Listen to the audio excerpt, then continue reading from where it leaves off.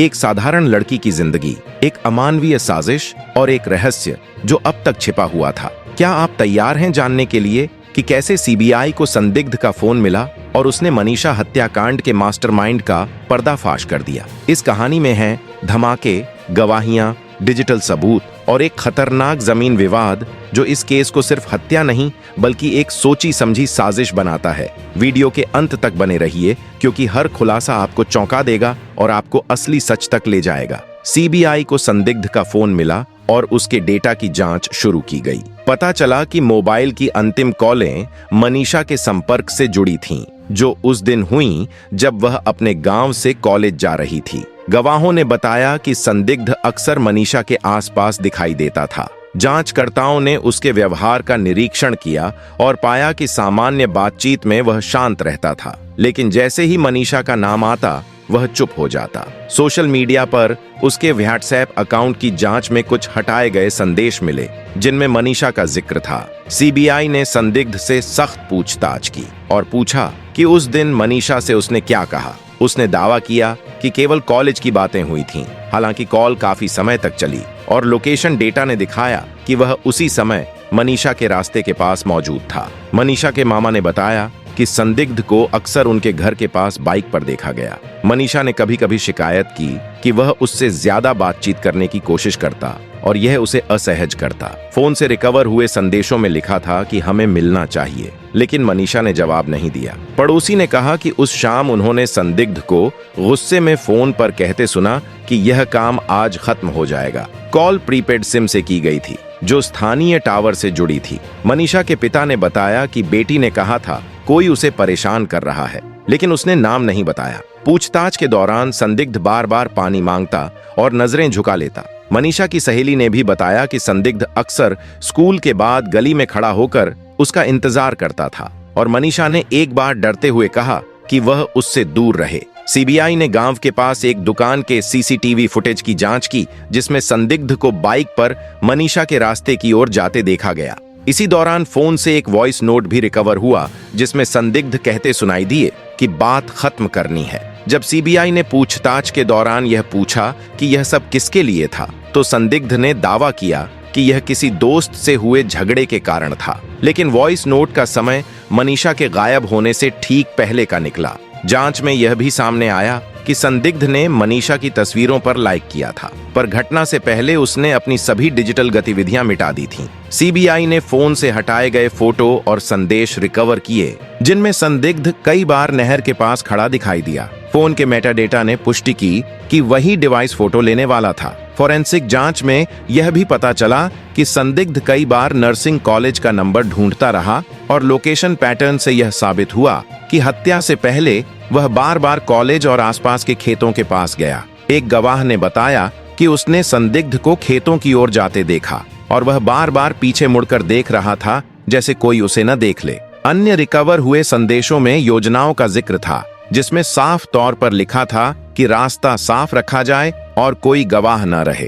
कुछ हटाए गए चैट्स में यह भी लिखा था कि शाम तक सब सेट हो जाएगा। फोरेंसिक टीम ने फोन की कॉल हिस्ट्री और फाइनेंशियल रिकॉर्ड मिलान किए जिससे पता चला कि संदिग्ध के खाते में अजीब ट्रांजैक्शन हुए जो किसी प्रभावशाली व्यक्ति की नकद निकासी से मेल खाते थे। इसने मामले को नया मोड़ दिया। सीसीटीवी फुटेज, गवाहियों और फोन डेटा का मिलान करने पर साफ हुआ कि संदिग्ध घटना से पहले कई बार मनीषा के घर और रास्ते के पास देखा गया। स्थानीय दुकानदार ने बताया कि संदिग्ध ने खेतों के लिए सामान खरीदा जिसमें मजबूत रस्सी भी शामिल थी। संदिग्ध का दावा था कि वह इसे खेती के काम के लिए ले गया था, लेकिन फुटेज और रसीदों ने इस दलील पर शक पैदा किया। पोस्टमार्टम रिपोर्ट में कीटनाशक के निशान भी मिले जो संदिग्ध द्वारा खरीदे गए नमूनों से मेल खाते थे और इसने मामले को और गंभीर बना दिया।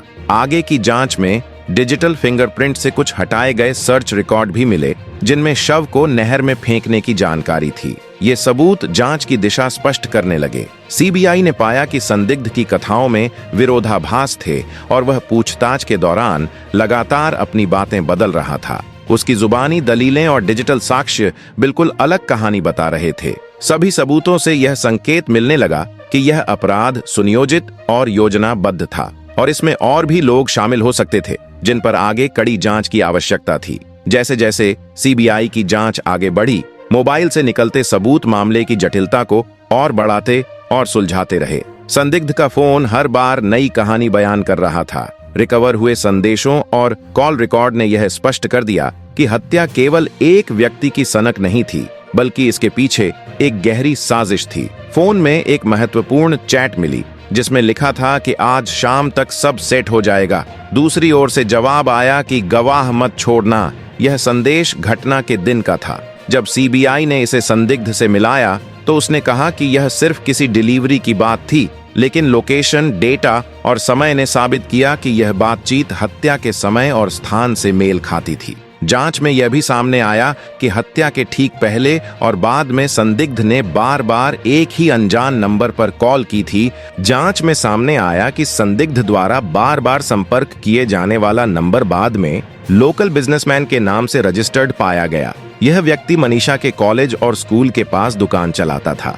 गवाहों ने बताया कि उसे अक्सर फोन पर धीमी आवाज में बात करते देखा जाता था और बातचीत के दौरान ऐसा लगता था कि वह अकेली होगी। मौका सही होने पर जैसे शब्द इस्तेमाल किए गए। सीबीआई ने फोन से एक और महत्वपूर्ण संदेश रिकवर किया जिसमें लिखा था कि अगले दिन दोपहर में खेतों के पास सब तय रहेगा और कोई गवाह न हो। यह संदेश घटना के एक दिन पहले का था। उसी रात की कॉल में संदिग्ध ने कहा कि बॉस ने कहा है लड़की को कॉलेज के रास्ते में रोक लो, कोई गलती नहीं होनी चाहिए। दूसरी ओर से आवाज आई कि पैसे एडवांस मिलेंगे, बाकी काम के बाद। इस बातचीत से साफ हुआ कि संदिग्ध अकेला नहीं था और इसके पीछे कोई बॉस था जो सीधे तौर पर पूरी साजिश को नियंत्रित कर रहा था। फोन के ऑडियो नोट्स ने भी बड़ा खुलासा किया। एक रिकॉर्डिंग में संदिग्ध कह रहा था कि वह कॉलेज की ओर गई है, अब समय है। दूसरी ओर से कहा गया जल्दी खत्म करो, कोई निशान न बचे। यह बातचीत मनीषा के रास्ते में होने के समय की थी। जब जांचकर्ताओं ने इस पर सवाल उठाया तो संदिग्ध इसे झूठे बहाने से टालने की कोशिश कर रहा था, लेकिन टेक्निकल सबूत उसके खिलाफ थे। सीसीटीवी फुटेज और जीपीएस डेटा ने साबित किया कि संदिग्ध बाइक पर खेतों की ओर गया और वहां लगभग 20 मिनट रुका। पूछताछ में जब उसे यह पूछा गया कि वह वहां क्यों था तो उसने कहा कि वह बस गुजर रहा था, लेकिन तकनीकी साक्ष्यों ने इस बयान को झूठ साबित कर दिया। एक गवाह ने बताया कि हत्या के अगले दिन सुबह संदिग्ध खेतों के पास घूम रहा था, जैसे कुछ ढूंढ रहा हो। उसी समय का रिकवर किया गया मैसेज बताया कि शव साफ कर दिया। यह साफ संकेत था कि हत्या योजनाबद्ध तरीके से की गई थी और बाद में सबूत मिटाने की कोशिश भी की गई। जांच में यह भी पता चला कि हत्या से पहले संदिग्ध ने मेडिकल स्टोर से कीटनाशक खरीदा। दुकानदार ने कहा कि उसने खुद देखा कि संदिग्ध दवा खरीद रहा था। संदिग्ध का कहना था कि वह इसे खेती के लिए ले जा रहा था, लेकिन पोस्टमार्टम रिपोर्ट में वही जहर मनीषा के शरीर में पाया गया। इस तथ्य ने संदिग्ध की बातों को और बेनकाब कर दिया। फोन से मिले वॉइस नोट्स में बार बार कहा गया था कि कोई गवाह न हो, सबूत मिटा दो, काम साफ सुथरा करो। इससे साफ था कि यह केवल व्यक्तिगत दुश्मनी नहीं, बल्कि सोची समझी योजना थी। गहन जांच में एक और चैट रिकवर हुई जिसमें लिखा था कि सर ने फाइनल आदेश दिया है, लड़की को रास्ते में रोककर खत्म करना है, जमीन का विवाद आज ही खत्म। दूसरी तरफ से जवाब आया था कि पैसे एडवांस दे दिए हैं, बाकी काम के बाद। यह चैट सीधे इस ओर इशारा करती थी कि अपराध की जड़ें जमीन के विवाद से जुड़ी हुई थीं।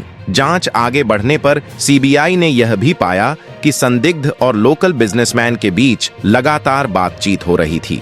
जांच के दौरान संदिग्ध के फोन की हिस्ट्री से कई रातों की कॉलिंग सामने आई, जिसमें वह कहता सुनाई दिया कि सब हो गया, अब चुप रहो, और दूसरी ओर से जवाब आता था सबूत मिटा दो। गांव के कई गवाहों ने भी बताया कि संदिग्ध अक्सर रात के समय फोन पर धीरे धीरे बातें करता और उसकी बातचीत हत्या की योजना से मेल खाती थी। मनीषा के मामा ने कहा कि उन्होंने संदिग्ध को कई बार मनीषा के घर के बाहर खड़ा देखा। एक पड़ोसी ने बताया कि उसने सुना कि संदिग्ध कह रहा था कि वह ज्यादा बोल रही है, इसे रोकना होगा। सीबीआई ने संदिग्ध के फाइनेंशियल ट्रांजैक्शन की भी जांच की और पाया कि कुछ दिन पहले उसके खाते में अचानक एक बड़ी रकम आई थी, जो एक स्थानीय प्रभावशाली जमींदार की नकद निकासी से मेल खा रही थी। यह मोड़ मामले को नया दिशा देने वाला साबित हुआ। अब तक के सबूतों से स्पष्ट हो गया कि संदिग्ध केवल एक मोहरा था, जिसे किसी बड़े खिलाड़ी ने इस काम के लिए इस्तेमाल किया। जांच का फोकस उस व्यक्ति की ओर मुड़ गया जिसने पैसे दिए, आदेश दिए और हत्या को जमीन के विवाद से जोड़ा। सीबीआई ने धीरे धीरे सभी कड़ियां जोड़ते हुए फोन कॉल, संदेश, लोकेशन डेटा, फाइनेंशियल ट्रेल और गवाहियों का मिलान किया। नतीजा यह था कि मनीषा की हत्या केवल व्यक्तिगत जुनून का परिणाम नहीं थी, बल्कि इसके पीछे गांव का सबसे ताकतवर व्यक्ति खड़ा था, जो जमीन के झगड़े को खत्म करने के लिए किसी भी हद तक जा सकता था। यह सबूत श्रृंखला साबित करती है कि हत्या केवल एक घटना नहीं थी, बल्कि एक सुनियोजित योजना का हिस्सा थी, जिसमें संदिग्ध केवल मोहरा था और असली खेल किसी और ने रचा था। जांच के दौरान जब संदिग्ध के फोन की गहराई से पड़ताल की गई, तो सबसे बड़ा खुलासा हुआ। फोन से रिकवर हुई एक चैट में लिखा था कि सर ने आखिरी आदेश दिया है, लड़की को रास्ते में रोककर खत्म करना है, जमीन का झगड़ा यहीं खत्म। दूसरी तरफ से जवाब आया कि पैसे एडवांस मिल चुके हैं, बाकी काम के बाद मिलेंगे। ये चैट पूरी जांच का रुख बदलने वाली थी। सीबीआई ने इस चैट के आधार पर उस नंबर को ट्रेस किया और पाया कि यह नंबर भिवानी के ताकतवर जमींदार और खाप पंचायत के नेता बलराम सिंह से जुड़ा था। बलराम लंबे समय से मनीषा के परिवार की 5 एकड़ जमीन पर दावा कर रहा था। गांव के एक किसान ने बताया कि बलराम ने कई बार मनीषा के पिता को धमकी दी थी कि अगर जमीन नहीं छोड़ी तो पूरा परिवार बर्बाद कर दूंगा। एक अन्य गवाह ने बताया कि बलराम ने खाप की बैठक में कहा था कि ऐसे परिवार को सबक सिखाना जरूरी है, वरना यह गांव में मिसाल बन जाएगा। इससे साफ हो गया कि बलराम केवल जमीन के लिए ही नहीं, बल्कि अपनी पकड़ और दबदबे को बचाने के लिए इस हत्याकांड में शामिल था। जांच में बलराम के फोन रिकॉर्ड को खंगालने पर पता चला कि उसी दिन की सुबह उसने संदिग्ध को कॉल किया था और कहा था कि दोपहर तक खेतों के पास कोई गवाह न बचे। इसके अलावा बलराम के बैंक अकाउंट से नगद निकासी हुई थी और कुछ ही घंटों बाद वही रकम संदिग्ध के खाते में ट्रांसफर कर दी गई थी। जांच में दुकानदार ने यह भी बयान दिया कि उसने अपनी आंखों से देखा कि बलराम ने संदिग्ध को पैसे दिए और कहते सुना कि काम साफ सुथरा होना चाहिए, डबल इनाम मिलेगा। इस साजिश का खुलासा सीसीटीवी फुटेज ने भी किया। पंचायत हॉल के कैमरों में देखा गया कि बलराम और संदिग्ध खेतों का नक्शा देखकर आपस में योजनाएं बना रहे थे। गवाह ने बताया कि बलराम कह रहा था कि रास्ता साफ रखना, कोई सबूत नहीं बचना चाहिए। मनीषा के पिता ने भी बताया कि बलराम ने उन्हें फोन कर धमकी दी थी कि अगर जमीन नहीं दी तो उनकी बेटी भुगतेगी। यह धमकी हत्या के कुछ दिन पहले दी गई थी। इस बयान की पुष्टि बलराम के कॉल रिकॉर्ड ने भी की। हत्या के बाद भी बलराम की हरकतें संदिग्ध जैसी ही रहीं। गांव के गवाहों ने बताया कि उसने खाप की मीटिंग में इस घटना को परिवार का मामला बताकर दबाने की कोशिश की। सीबीआई को बलराम के फोन से एक संदेश मिला जिसमें लिखा था, सुसाइड नोट रख दो, केस बंद हो जाएगा, जो हत्या के कुछ दिनों बाद का था। मनीषा की सहेली ने भी बताया कि बलराम ने एक बार स्कूल में चेतावनी दी थी, अपने पिता से कहो फैसला बदले, वरना अंजाम भुगतना पड़ेगा। यह बयान जमीन विवाद की पुष्टि करता था। सीबीआई ने बलराम के फोन की गहराई से जांच की और एक और कॉल रिकॉर्ड पाया जिसमें बलराम साफ कह रहा था, सीबीआई आएगी तो भी केस दब जाएगा। ये कॉल हत्या के कुछ दिन बाद की थी। अब किसी शक की गुंजाइश नहीं बची। संदिग्ध के फोन से मिले सबूत और बलराम के कॉल रिकॉर्ड, बैंक ट्रांजैक्शन और गवाहियों ने यह साबित कर दिया कि पूरी साजिश बलराम ने ही रची थी। बलराम को गिरफ्तार कर लिया गया, लेकिन जांच में एक और रहस्य सामने आया। उसके फोन में एक अनजाना नंबर मिला जो लगातार बलराम से संपर्क में था, लेकिन उसकी पहचान अभी तक नहीं हो पाई। सवाल यह उठता है कि क्या बलराम ही इस पूरी साजिश का मास्टरमाइंड था या इसके पीछे कोई और बड़ी ताकत थी, कोई मास्टरमाइंड जो पर्दे के पीछे से सब चला रहा था। कई गांव वालों ने बताया कि हत्या के बाद बलराम बार बार पुलिस और प्रशासन पर दबाव डाल रहा था कि इसे आत्महत्या साबित किया जाए। सीबीआई के सबूतों से पता चला कि बलराम ने सिर्फ मनीषा को नहीं, बल्कि पूरे गांव को डराने की कोशिश की। अब सवाल यह है कि क्या बलराम ही मास्टरमाइंड था या उसके पीछे कोई बड़ी ताकत थी। मनीषा के लिए न्याय की लड़ाई अभी जारी है। यह मामला सिर्फ परिवार की नहीं, पूरे समाज के लिए चेतावनी है। आवाज उठाएं और लिखें, जस्टिस फॉर मनीषा। इस कहानी में जिन कई घटनाओं और संवादों का जिक्र किया गया है, जैसे संदिग्ध और बलराम सिंह के बीच कॉल्स, चैट्स और डिजिटल सबूत, इनकी आधिकारिक पुष्टि अभी तक नहीं हुई है। सीबीआई या अन्य एजेंसियों ने सभी विवरण सार्वजनिक रूप से सत्यापित नहीं किए हैं। यह जानकारी मीडिया रिपोर्ट्स और गवाह बयानों पर आधारित है। अगर आपको यह वीडियो जानकारी पूर्ण लगा हो तो लाइक करें, अपने दोस्तों और परिवार के साथ शेयर करें और हमारे चैनल को सब्सक्राइब करें ताकि आप ऐसी और भी सच्चाई उजागर करने वाली कहानियां कभी न मिस करें।